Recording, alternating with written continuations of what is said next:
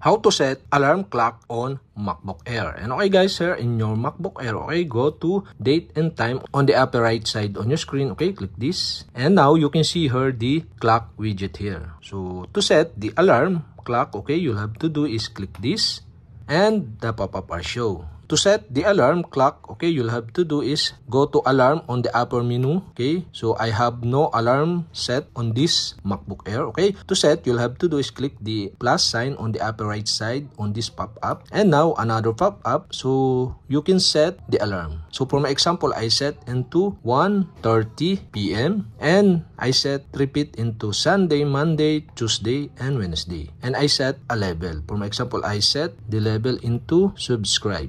And this sounds, okay, you can change this by clicking the arrow up and down button on the right side, and you can see the option. So okay, for my example, I set into circuit. And also you can turn on or off the snooze by uncheck the snooze. So we have successfully turned off the snooze. And if you want to turn on again or enable, okay, click the box or put a check on the box. And okay, and after you set the alarm clock, okay, you'll have to do is click the save button, and that's it. Okay, we have successfully set the alarm clock on MacBook Air. And okay guys, if you have a question, kindly comment below.